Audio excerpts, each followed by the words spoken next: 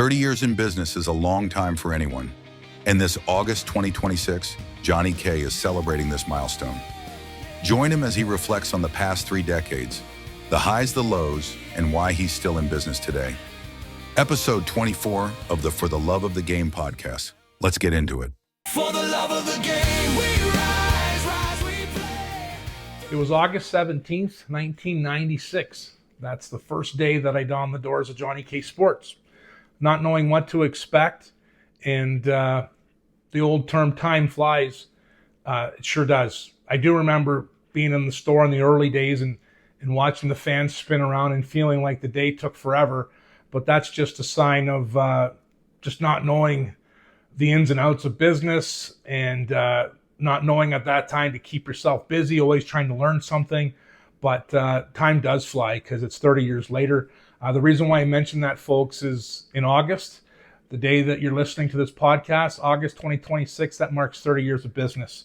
I'm John Coleus from the For the Love of the Game podcast. Thanks for listening, folks. And today's episode 24, it aligned perfectly with 30 years, and it also aligns perfectly with my guest appearance on the Saugeen Economic Development Corporation's podcast. Jamie Doherty, Rose Austin asked me to come to their podcast. They talk about business, and we talked about 30 years of business. The podcast is 60 minutes long, and I'm going to get you to that shortly. We do have permission from the SEDC to rebroadcast it. Thank you very much for that. Jamie, thanks for the interview. The questions were great, and it was just like 2 guys in the dressing room after a game of shinny. We're just shooting the breeze, and there were things that we talked about that until that point I'd forgot about, but it was good to reminisce about them. Some good times, some hard times, everything. So there's lots to cover in that podcast. Rose Austin, if you're listening, thank you so much for believing in me 25 years ago when I walked into your office. A bunch of papers and projections and ideas for fourth line hockey. You gave me the capital to start that venture and to start everything else. So Rose, thank you so much. I haven't forgotten that. To the SEDC, to the program itself and what you do for businesses. The CIP program, Community Improvement Program, is something that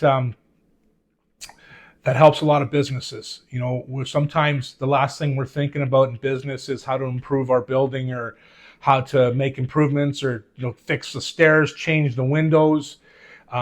Sometimes those funds aren't there because after you pay all your bills, you pay your staff, there's not much left. But the SEDC put together the CIP, the Community Improvement Plan, and it helped me and it helped a lot of other businesses in the Saugeen area. So thank you for that. Ryan Harris, he's the producer of the SEDC podcast. He put this together. I just want to give him a shout out. He's from the audio and video productions. Thanks, Ryan. And thanks to everyone that made this podcast possible. I want you to have a listen. Before we get started, I want to give a shout out to our sponsor, Stay Social. There's nothing like a cold can of water in your hand. The water comes from Carleton Place, Lanark County. Spring water. It tastes delicious. The can comes from Montreal. And this is a passion project that we've worked on for 2 years. I really believe in it, folks. We're learning every day how we can improve it. We're learning about distribution and a whole bunch of other stuff. But I can give you a better update in episode 25. We can also talk about the Great Canadian Rink Tour, where we've gone, and we can also talk about everything that we're working on here at For the Love of the Game with our association and all types of business promotional wear. But the main feature here today, folks, is the SEDC podcast. Thanks for giving me permission to rebroadcast it. Adam Alavera, on my end, he's going to produce it. Thank you so much. You do a great job. I'm so glad that we are able to work together the last year or so. And I'm just excited about episodes to come in the future. But this episode, 30 years of Johnny K Sports from day one to present time. It's Jamie Doherty and Johnny K just shooting the breeze on the couch. Hope you enjoy it, folks. Until next time, cheers. We'll talk to you soon. Thanks. Celebrating the places we play. The Great Canadian Rink Tour presented by Stay Social. Welcome, John. Glad to be here. Thanks for coming. Yeah, thanks, Jan. Thanks for coming, being a part of the Saugeen Economic Development the Local Edge podcast. This is episode 6 of our podcast, and we're calling this podcast Pivot or Perish. And when Rose and I discussed this topic, you were the first person we thought of. So I'm just going to introduce you a little bit, and then we can get at her. So, John, thanks for coming again. John Coleus, the owner of For the Love of the Game. I can remember way back when you first started your business. It was a different type of business. It was Fourth Line brand.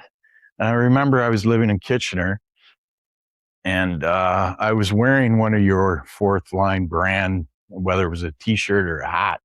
And I was hanging around the New Hamburg area, and I was playing hockey down there for the New Hamburg Old Timers. Shout out to the old Crocs down in New Hamburg. But I remember wearing the Fourth Line hat, and I think it was either the hat or the t-shirt, probably the t-shirt that said, when the game's on the line, who rides the pine? Yeah. Fourth Line. Yeah. Do you remember that one? Yeah. Classic. Yeah. And so I remember the boys, where'd you get that? Where'd you get that shirt? And I told them about you, Johnny K Sports up in Durham. And I know a few of them even traveled up there to get one of your t-shirts or hats. So that was probably, I think it was probably in the late 90s. Yeah. 25, Yeah. 30 years ago. Yeah. Time flies. Yeah. And I think we've probably been friends for probably 35 plus years now. At least, right? JDSS, high school, right? And then, same, watching you play midget hockey, right? Keith McMillan, Coach Bev Patterson. Oh, yeah. Yeah, you're a couple of years older than me. So lots of history with Jamie and I here for sure. Yeah. So I guess what we should probably do is just go back to the beginning then of your business and being an entrepreneur, where it all started. So if we went back to the beginning, what does that look like to you? You know what? We're going to go back to like June of 96. I'm 21 years old. I'm working for MSO Construction. I'm a flagger. Back then For MSO. Yep. For Don Nyman. Don Nyman was my boss. I worked with a lot of great people. Ryan Peckman. Oh, yeah. Rob Becker, Robert Stone. Just a good crew. At the time I was dating a girl who her dad was like big time entrepreneur, great family. Like, we'd go to hockey games together, and he had the idea, Bev Eckert. Yep. Great guy. Great Caesars too. Yeah. Makes a killer Caesar. Yeah, he does. And, I hung around the family a lot, and Bev was a successful business owner. And he suggested that, you'd be a good entrepreneur, I think, owner. And at the time, the Durham Huskies Metro Junior A hockey was coming to town. So the timing was like, the new junior hockey team should be a new sports store in town. So 21, zero business experience. And I just finished playing junior hockey in Mount Forest. I could have been an overage that year. Right. But I played my first year of senior hockey that year. But that's how it started, encouraged by Bev and Barb Eckert. And they backed me, financially. And I rented some property from Bev there, just a little area, no bigger than this area here, and just sold hard goods. And that's how it started, but as for I'd go to the credit union, I'd see Wayne Cargo, legend, bank manager, great guy. I'd sit down there and he would ask me, what are your projections? And he could have asked me anything. I didn't know what he was talking about. Projections, all I think about is being at school and projector, right? So, but what he meant was like, what do you think you're going to do in sales? Right. I have no idea. So then Bev suggested that I go see a good friend, Buzz Zimmerman. He just lives around the corner from me. Great guy. And he's beautiful manicured lawn. Yeah, the best. Right down to the creek. Yeah, right? Yeah, the best. So I remember being in his basement there, and we're crunching some numbers. What do you think you'll do in sales in June? I don't know, 20,000. Put her down. So And we did that through the whole year, and we had our little projections. We went back to Wayne Cargo, and we got it done, signed it up, and that's how it started. And official opening day was like August 17th, 96. And then in October, some more space became available in that building. So I kind of opened up. So I was a little bigger then. That was in the Tilton Hilton. Yeah. Okay. Yeah. So I was in the back of the Tilton, and then the side view opened up. So I went in there as well. So we had lots of space, and it was just, skate sharpening, learn as you go. That's how it started. Right. And Bev was a big part of that. So speaking of learn as you go, so back in the early days, what about entrepreneurship? Like, what did you learn real early being an entrepreneur, and what were the risks that you learned about real early on? Learning that, you can't, you want to please every customer, and, a customer might say, well, I need it Friday. Can you do it for Friday? And you're just not sure if it can be ready for Friday, but you're like, yeah, okay, I'll have it ready for Friday. But then all of a sudden you can't have it ready for Friday, and then you got to go back to them. So learning early, so over promising. Yeah. So, the old learning early that, if you think you can have it ready for Friday, great. But, tell them Monday, Tuesday. And if you can get it done, always do your best is the most important thing. But learning just not to stretch myself too thin, because I'd take it home and I'd worry about it. And then you'd small community, you'd see the customer out there, and oh yeah, right, I gotta get this done. So just always making sure, when you say something, you follow through is one. So don't set yourself up for failure. And just all the things about not just being a businessman or entrepreneur, but just about being a good person. Be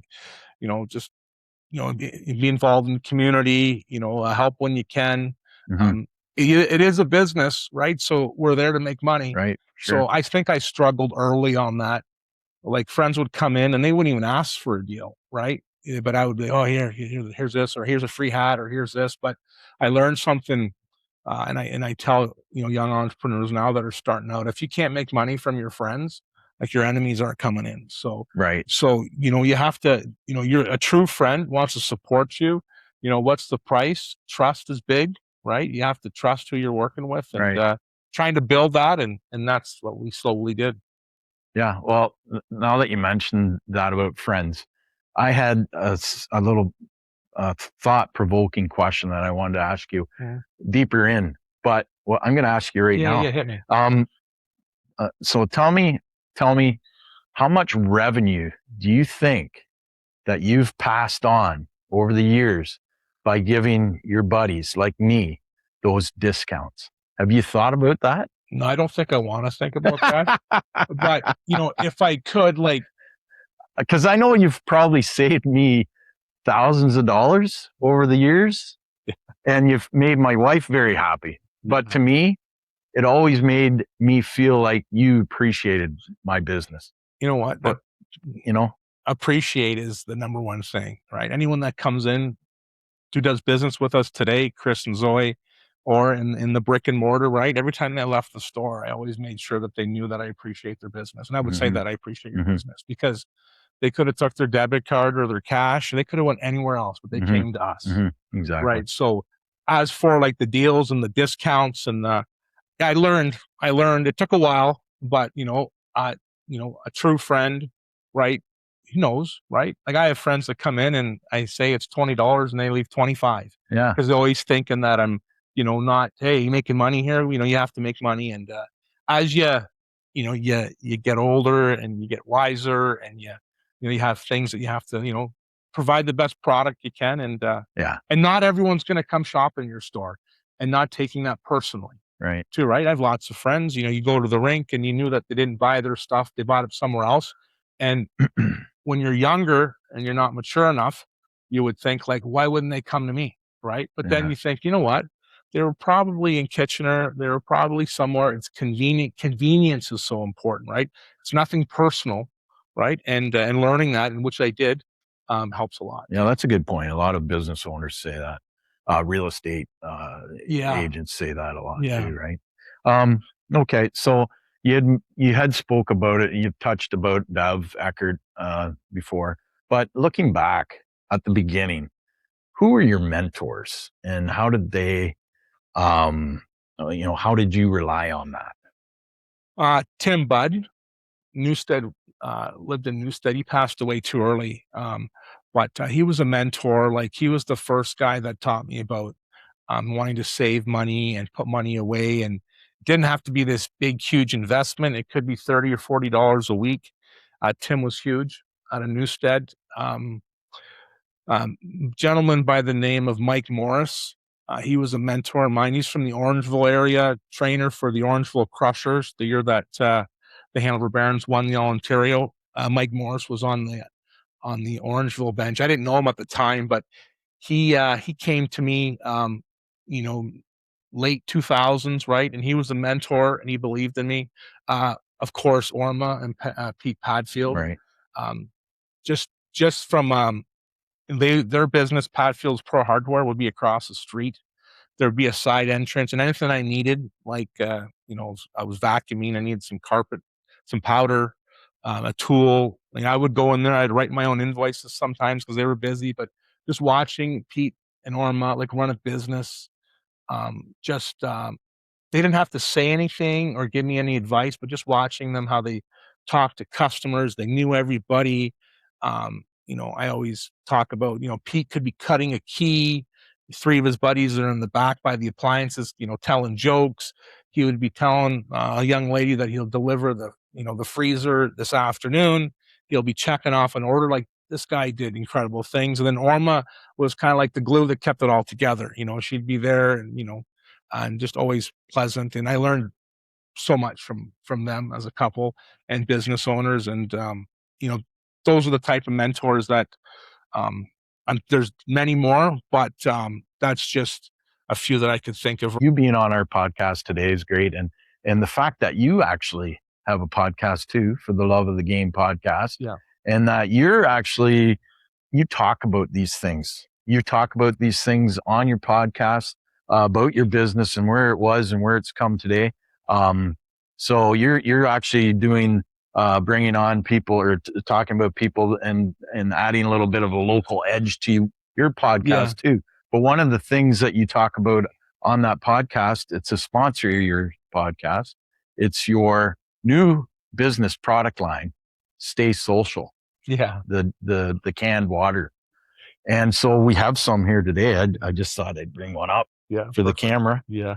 Johnny brought me a 6-pack of Stay Social today, so I do appreciate it. Crack one here. Yeah. Well. Let's crack one. The Great Canadian Rink Tour, powered by Stay Social, for the love of the game. Let's jump forward to maybe a time that wasn't so great in business, and it was the fire and the immediate impact it had on your business. Let's talk about that a little bit. Yeah. So the Take us back to that. We had 2 fires in that building. Oh, Yeah. So it was, I was shut down for 6 months. Up in the apartment there was just a small fire. And that would have been like 2010-ish, 2009. But so I had a dress rehearsal on what to expect. And it was a short window, though, 6 to 8 weeks we were shut down, but we opened. But the most recent, May 19th, 2022, I believe is the date. And I remember my phone blowing up that morning, and I was wondering, like, what's going on? Like, and then something about, oh, there's a fire on the main street. And I really, at the time, I didn't know how serious of a fire it was, because I was kind of like lying in bed thinking, you know what, I should ride the bike before I head to Hanover. I always like to have a little workout in the morning, but looking at my phone, I'm like, you know what, I should probably get there. Right. And then as I drove into, probably like the third set of lights by the Circle K there, I could see like the chaos downtown and just kind of like scenes of backdraft, right? Fire trucks and smoke and still a few flames going on at the time. So it was surreal for sure. It was a shock. The forum was completely gutted. The building beside me was on its way, and then I was next. So not much you could do at that time, but just sit back and watch. And that was the initial, like, just shock, right? I didn't know what to think. Right. So going through your mind, you're in shock. Your building's next, like you had Yeah. said. You know, what were the thoughts going through about the business itself, about your business, your product, your livelihood? What was going on? Uh, to know that, my insurance agent called like right away. And then he said, someone's going to call you in 10 minutes. And then I get that call from the adjuster. And it just, I was impressed, like looking back, how it got in motion really quick. Right. And then they asked, is there a um, business that you want to deal with for the fire, for the, for the cleanup? And it was high tech right away for me. Local business. Local business, I know them. Mhm. I've dealt with them before. They're customers, and that's how things roll, right? Mhm. You build relationships with people, and so I said high tech, and then that started, and just everything with, is all the inventory, is it ruined? And then the smoke smell is the biggest thing that you can't shake, right? Right. And then what's the machinery like? We have some big machines in there, lasers and embroider machines. Obviously, they cut the power to the whole building. I couldn't go in there for, I think, 2 days. So finally, 2 days, I knew I had a deposit in my desk.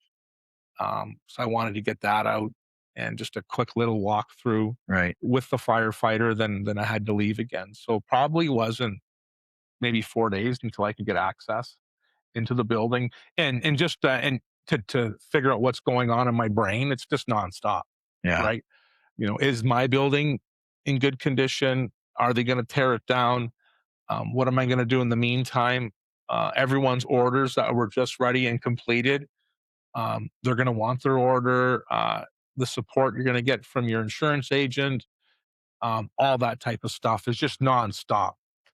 So in that period of time, you had said 4 days or what have you. Did the business community come together for you? Like, what was there support in the community? Oh, amazing support. All my friends, businesses on the main street. Hey, if you need us to store stuff for you, anything I could do for you, come in for a free meal. The support was overwhelming, which is good, which is what I would expect, right? If Mhm. someone, a friend of mine was in the same situation, I Mhm. would do my best to support them too. So it was good that way. My insurance broker um, would be Manuel Page. He's from Kincardine, good guy. And you know, why is he my insurance agent? Well, I played hockey with him when I was a There you kid, go. Connections. right? Yeah. And that's a connection, and I always talk about that. Mhm. And but they connected. So Miller's works with Germania out of Ayton, another local company, right? Mhm. And so everything, all the pieces just kind of came together. But it wasn't easy, right? Because you would just think of, sometimes you get into a habit of thinking about everything that's gone wrong, right? And then sometimes you don't even want to. When you talk to people, they're trying to help, but they might be telling you their horror stories from Mhm. insurance companies, and Oh, make yeah. sure you do this and make sure you do that. Right. So the biggest person that I had to kind of control was myself, Right. so Well, that was one of my questions. My next question was like, after those 4 days or that, 72 hours, how did you see the business surviving? Like what was going through your mind at that point, right? Like, how are you going to survive this? What was the thought behind that? yeah. And trying to stay positive, right? Yeah, Like you said, there's so much negative going on, yeah. but how did you pull that positiveness out of it? I always try, to be positive, but I always try to be realistic too. Right. But like the business, I know we made a post like like maybe a week after that will be shut down for the foreseeable future. but make sure you support. If you want any sporting goods, Joy Source for Sports, been in business 60 years. I remember being a kid, dealing with Jim Albright Sr., Junior's taking over the business and doing a great job over there. So I made sure that to let people know, like, hey, I'm not here, but make sure that in the meantime that you support everyone local. And then, and still at the time, I was trying to figure out what my business was going to look like, and so it just took like step by step. First of all, like, is the building salvageable, right? So probably didn't know for like maybe a month if it was. All right, now it is, because all the engineers have to come and they have to, because the buildings were like together, right? So when they were like those big backhoes and there's beams attached and They're pulling on it. structure and- So I think we had the official word. Month might have been too long. We might have known 3 weeks that the building was salvageable from the engineer. And then the timeline, right? I dealt closely with Jason McClement from High Tech, and he gave me a ballpark figure, which was realistic, right? It could have been 4 months, maybe. Could have been, I don't know exact the timeline. But after all this was said and done, Yep. there was a point then that you came to the conclusion that you had to do something else, had to change it up. So that's where you pivot, right? Yeah. We had a nice dress rehearsal. I shouldn't use the word nice, but COVID was a dress rehearsal on how to pivot, right? Because when COVID came, we were shut down, for 2 or 3 years. We had to learn how to establish our online business, website, local deliveries. So we had pivoted already. So at the time of the fire, we were just starting to roll, right? Like, COVID is in the rearview mirror. We're busy, and then boom, the fire happens, right? So it's like getting up to top speed and slowing right back down again. So we had to make a decision. And so the fire was in May. August 1st, I decided to bring my embroidery machines to my house, Right. because they had to be maintained, and the company had to come in and make sure they were working properly. But I said, you know what? I could work at home, and I could continue with the team side of the business, right? Which, truthfully, I love the team side of business, right? It's and that's a whole different story that I can elaborate to you later. But I knew that I had to keep going, right? So August 1st, move everything, not everything, but a good portion of it. My good buddy Jeff McMillan brought his truck over, loaded up the embroidery machine, laser machine, skate sharpener, and then we started to work from home. Zoe and Chris, a big huge part of the business. They didn't know what was going to happen. Right? Like, am I going to have my job? What am I going to do? And I asked them. I said, hey, let's just stick together here. Let's just get through this together. I'm not even sure I don't think we laid anyone off. We might have had reduced hours for a bit, but there was always something to do, clean up or do something. But getting to my home and working from there was the first step, just to kind of get things going. Right. Sure. In that transition, Yeah. you were already in the midst of it, you had said, because of COVID, but there must have been a point too where you did lose clients. You lost customers. Yeah. How did that change your business model, or what did you have to do to adjust for that? Well, definitely we lost the walk-in. For sure. Like, everyone's coming into the brick and mortar for their skates or their sticks or that. So, but I asked what we could do. What can we do? We could still do team business. And we continued on with, our website, social media is big, letting people know that we're out there still. And we just kept on, like, in customers that are team customers, they would connect with us. Hey, can you still do jerseys? Absolutely. Can you still do our corporate work? For sure. Deliver. And that's when I started getting out and seeing people and shaking hands and doing deliveries and taking samples. And then I was like, that's when the light bulb started to go off. Like, you know what? there's a viable business here within the business. Right. And that's when I started to think that, just doing like a full-time team business, corporate wear and work on our brand too, for the love of the game. Right. And I'll just pivot back a little bit at COVID. That was one of the bright spots was, less walk-in traffic. We were closed. We had more time to work on for the love of the game. Right. So at that point, that was the positive that we took out of that. And then as we got into the later years, and then with the fire, we still had our brand that we could sell online. Right. And so that's when things started to change for me, Jamie. Okay. Yeah, for sure. Celebrating the rinks, the people, and the moments that bring us together. The Great Canadian Rink Tour presented by Stay Social. Let's go back a little bit too, because I want to ask you a question. Yeah. I went through my box of hat collection that I have, and I'm like missing some hats, so I had to blame my son Cole on that. Yeah. But I did find a few older hats, and one in particular I wanted to ask you about. So there was, of course, the fourth line. Yeah. Right. They're little. They're wore a few times. Yeah. And then look at the back here. Yeah. So I thought this was an old hat. Yeah. Is it old? It's probably like 2010-ish. What it says is it's fourth line hockey. Yeah. That was a brand that you had, and then you have for the love of the game on the back. Yeah. So when we originally trademarked fourth line in like 2000, the slogan was for the love of the game.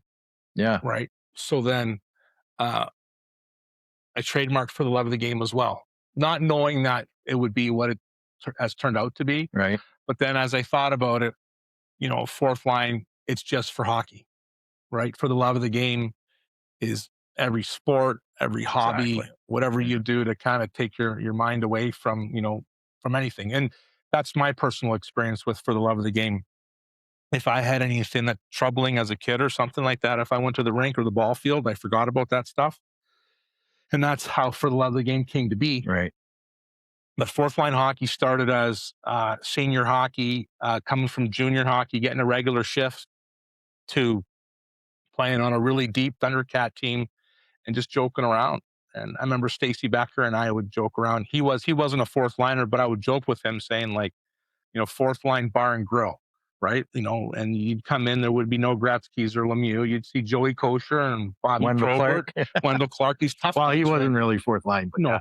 but that's where fourth line came, and then for the love of the game, and then we tried to use it like together, and then I thought, as closer to that COVID time, we have to get for the love of the game out by itself, and we did that, and it's growing. Oh yeah, yeah. I have my sweater here with me today, and I think I have 3 or 4 of these sweaters. Yeah. So I love them. One other thing I wanted to ask you. Yeah. I don't know if it's a success story. You're going to have to explain it because I don't know much about it. You had this. Yeah. You had this undrafted, unsigned. Yeah. Was this another brand? Yeah. It's a trade. We have a trademark. I wore this a few times too. Yeah. By the looks of it. So it's funny now because just this week I was talking to Chris about this brand and how I just want to alter it a little bit. But the way the logo is, it's trademarked, just like that, undrafted, unsigned. And, sometimes, I get ideas, right? You talk about like motivating yourself and pumped up, and undrafted, unsigned was like, hey, just because you go undrafted, it doesn't mean the journey's over. It's just beginning, right?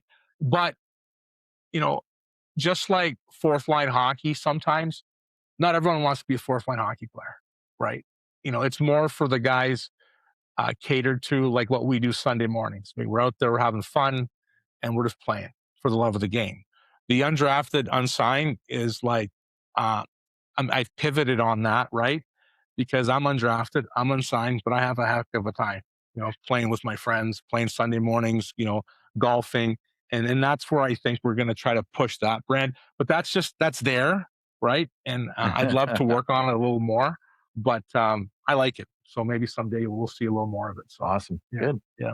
Okay, I got more hats in here, but I think we'll move on. Yeah, from perfect. hats Yeah, today. yeah. So you talked about pivoting because of the fire, but you were already in kind of the works of doing that. Yeah. But let's talk about the financial issues or struggles that would happen because of a pivot, or the realities of switching things up. And because it's not always about the good comeback story. Like there's challenges with that too.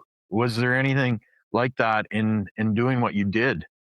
Oh, for sure. Yeah. Like, I think by the time I got to the fire, I've had plenty of years of cash flow challenges, of like a dress rehearsal, of undercapitalized, doing things because I wanted to do them.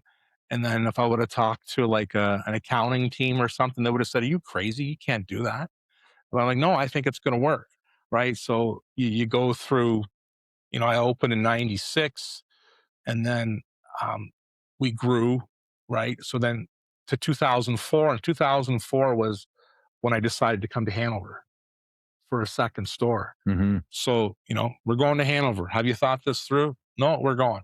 Right. So we rented a building for the first year in Hanover. And then I'm like, what I noticed is like, there's more Durham people coming to Hanover.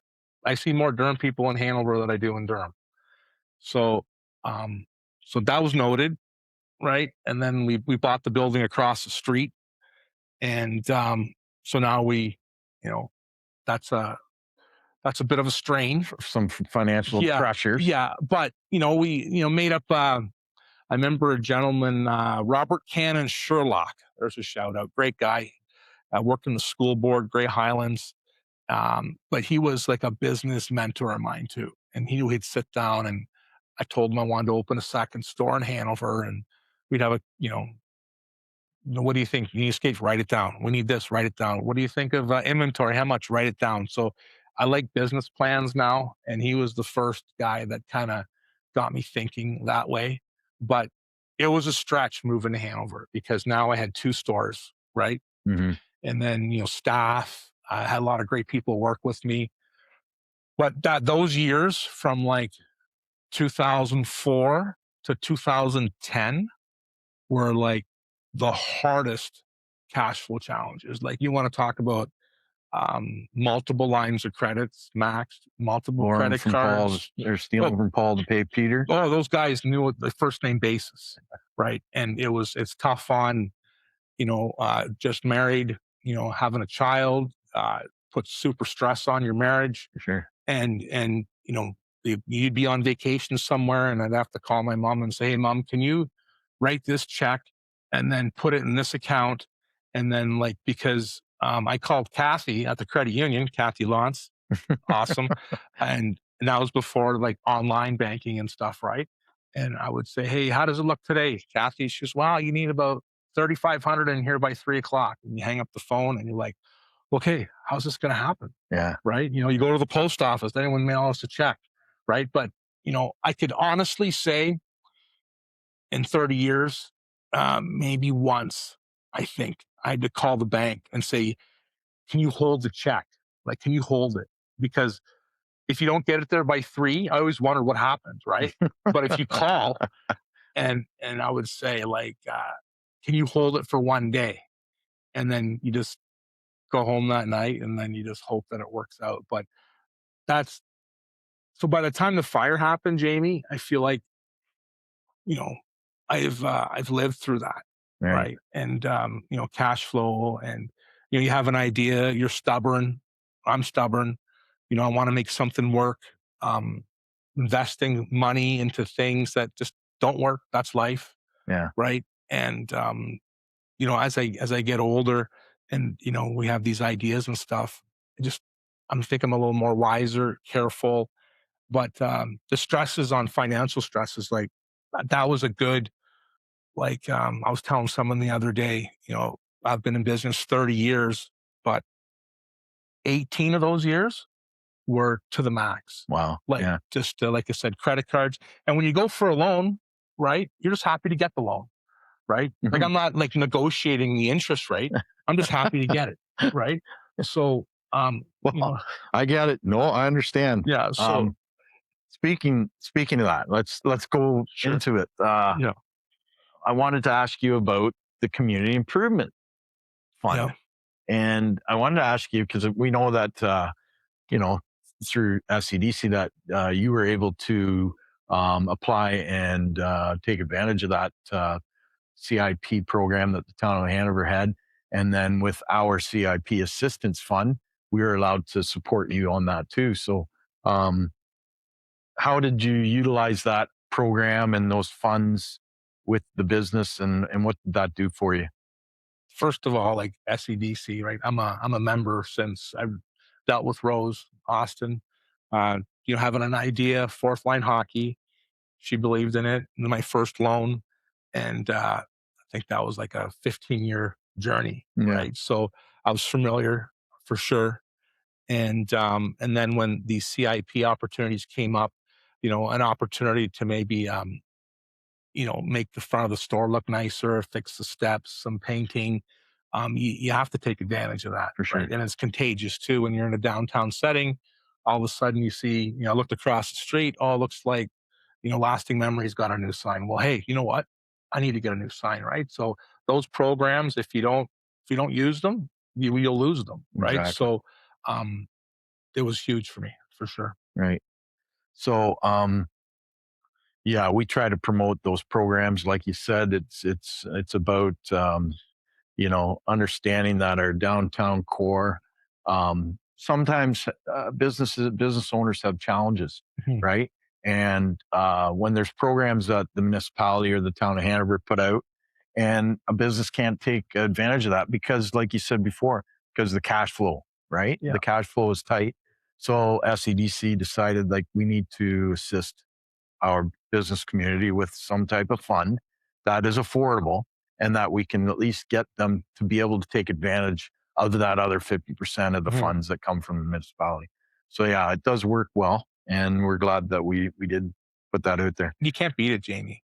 Like that's no one's like sometimes when you're in your business and you're so dialed into like preparing orders, helping customers, dealing with your cash flow, like making the front of your building look better, just is like it's last on the depth chart, right? So when you get a push from an organization like yourself, right, to like, hey, we want to help you, like 50%, that's and the fact that you just don't want to give 100% because you want to make sure that we're in, right? Mhm. So the halfway mark, get some quotes, get some tenders, the paperwork, and the applying. If I could do it, anyone can do it, Right. right? So it's big, and I think, like I said before, it's contagious. You want your downtown, and you want your business to look good, and business looks good for the whole town. Exactly. Every rink has a story. The Great Canadian Rink Tour, presented by Stay Social. So let's go back. You said 30 years in business. What are some of the lessons that you've learned then over that 30-year span? Or as you say on your podcast, life lessons. What are those Yeah. life lessons? Oh, there's so many. Yeah. Yeah. Where there's so do many. you start? I don't know. Like, just Like experience. How did that experience that you've had, the resilience that you've had to get to where you are now, what can you teach others about that? I know, like, it's just to stay positive is, it's easier said than done, but sometimes you're not positive. But just to take like my mom would always say, one step at a time, one day at a time, Yeah. right? Sometimes we try to, to get through something and we want it done today, instantly. Things take time. So being patient is one Right. for sure. I'm not being afraid to ask for help, right? Any type of help, right? Business help, help with mental health, with support. There's so many your friends want to see you do well, but just like having like character. And it's a quote. It's a Tony Robbins quote. You'll love it. But it's like the ability to fall through on a resolution after the mood in which the resolution was made is past. So sometimes we get great ideas, and it could be at like, I'm classic for this too, like, 12 a.m. writing stuff down. You're just jacked In the shower. in the shower. Then you wake up the next morning, like, I don't think so. Like, I don't think that's going to work type thing. But just kind of following through.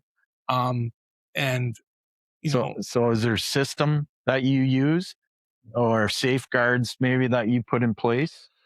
I'm probably going to remember them after, Jamie. Oh, okay. But like, I know, like, I love the 4 agreements, right? It's one. I wish I would have read this book in my 20s, would have saved me a lot of heartache. But the 4 agreements, be impeccable with your word, never make assumptions, don't take things personally, and always do your best, right? So I could look in the camera and say, I'm absolutely terrible at all 4 of those, but I'm working on them. You know what I mean? Yeah, no, like, not no. taking things personally. It's hard. Yeah. Right. Not making assumptions. I do it all the time, but I learn. You learn. If you do it once or twice, right? But if you continue to do that, that's on you. Right. Right. Always doing my best. I think that's probably like the one that I can do, the best, and an impeccable word, just like we're in we're everywhere sometimes, right? So Yeah. sometimes we get, those, like I said, that book, I read it maybe 10, 12 years ago type thing, but I wish in my 20s, some guy would have said, hey man, read this book, because it's really going to kind of streamline a lot Yeah. for you. Okay. Yeah. Now, outside of that, let's say a new entrepreneur, someone that's looking to get into business came to you. Yeah. What would be the advice you'd give them? You know what? People don't buy what you do. It's why you do it. Right. So that's a quote from a book. And it's about why. And that's a big thing, right? Like, If they see the passion in what people you're... want to see why you do it. They want to see that you're engaged.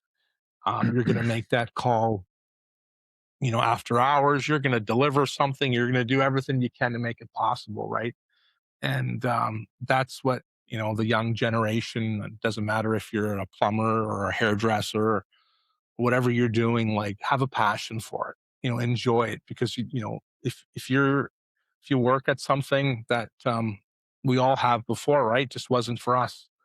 But, moving on and just kind of like take a risk, right? But a calculated risk, and but the passion, and enjoy what you do for sure. No, we talk about that with loan clients, people who are applying for a loan. We look at where's the passion, like what do they bring to the table that really is going to help them succeed in the long run? Yeah. Because it's not a race, right? A business ownership, it's a marathon. So you need to have that passion to get you out of bed every morning to strive to become a successful business owner. Yeah. So yeah, that's very important. Taking the 24-hour rule, we use that in hockey all the time, right? Calm down, but you can use that in business too. True. Like, so many times, the older I get, I just pump the brakes a little bit, and don't have to make a decision right now. Sleep on it, because sometimes you might think you're right, and you might want to let the person know why you're right, but you could be in a bad mood. There could be something that happened at home, or there could be, so just taking some time to let things simmer. You might say something you regret, right? So these are all things that I've done. So And that's what makes a great mentor, the experience. yeah. So And I know you've mentored people.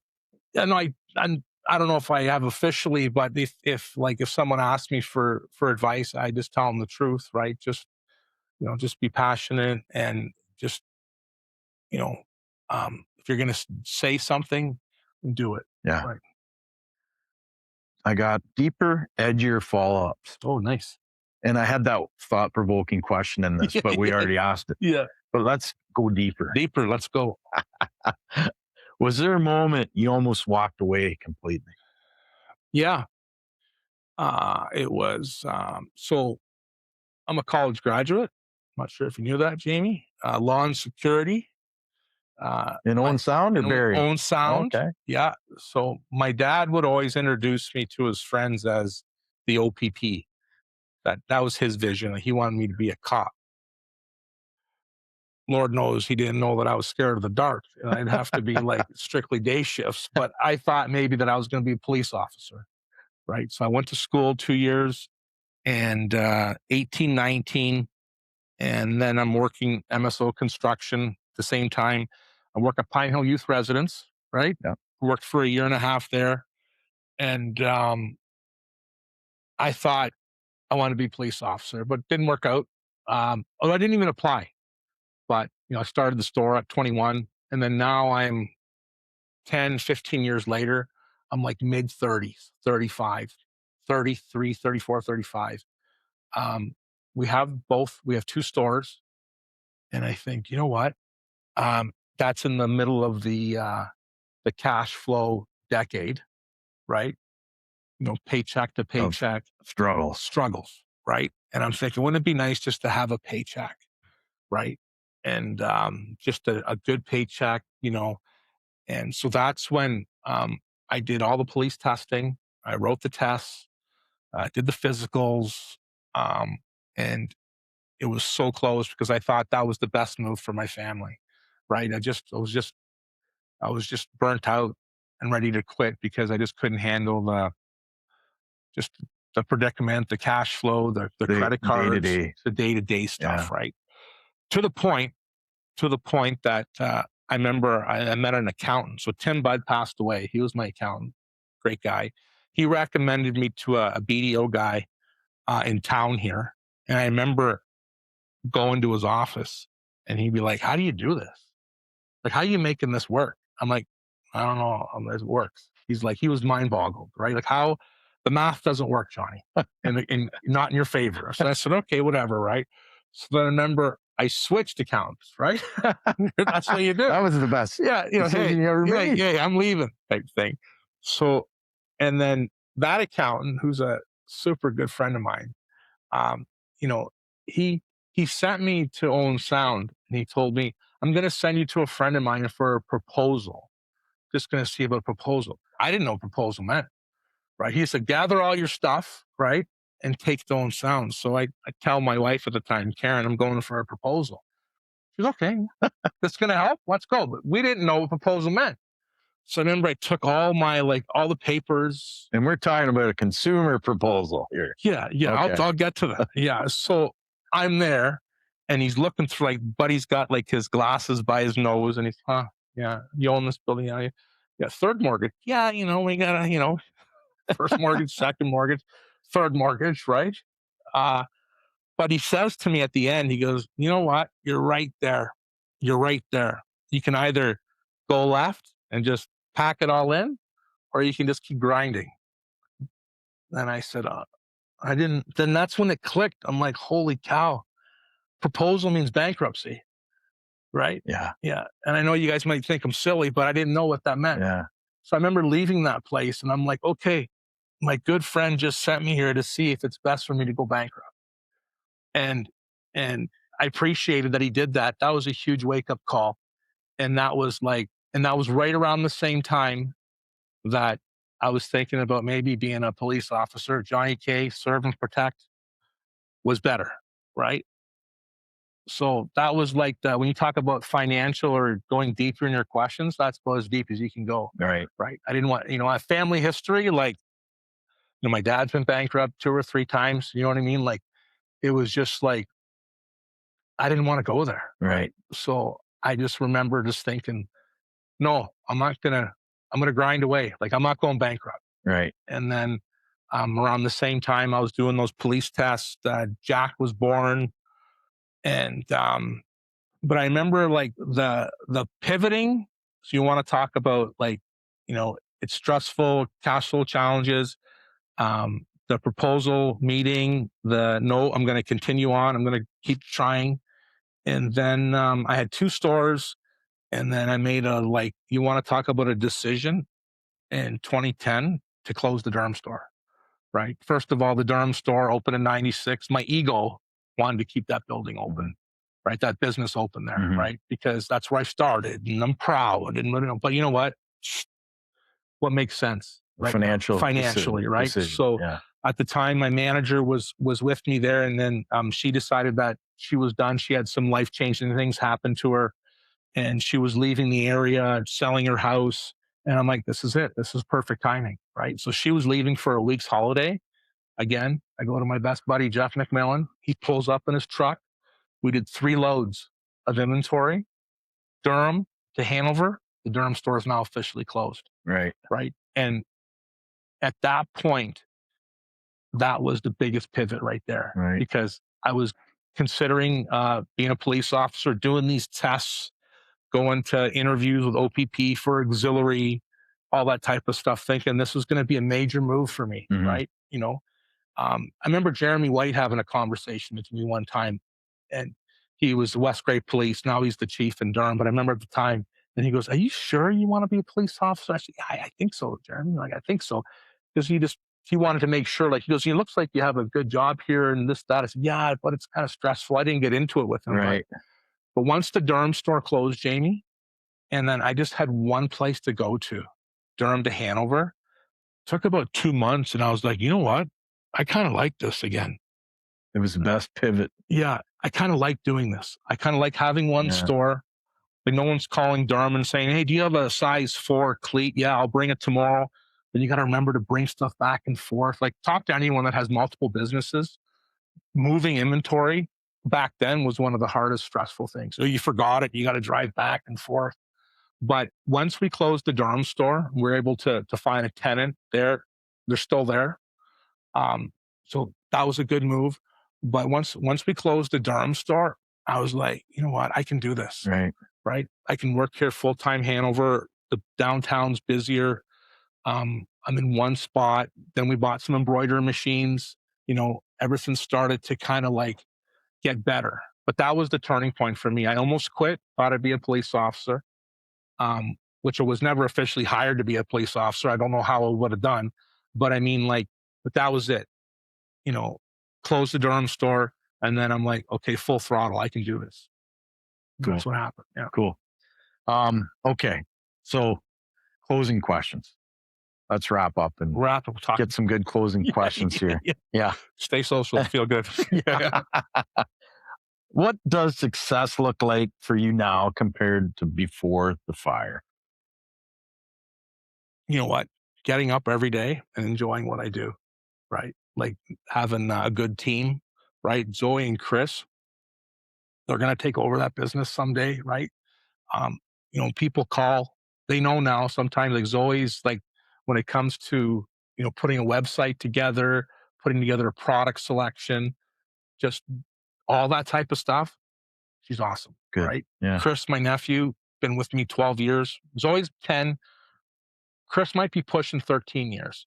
But you want to talk about a young mind that has ideas, that can like run a laser machine or our forehead embroidery machine. He's always learning something new about this machine. Yeah. Right. And just having, that's success for me, having a good team. Right. Right. And just getting up every day, enjoying what I do. Having ideas like the canned water, I continue to push with For the Love of the Game. And just, we're doing rink tours now. And that was just a fun thing we would do on social media. I went to Charlie's game once in Brussels about 3 years ago, and I posted how old the arena was.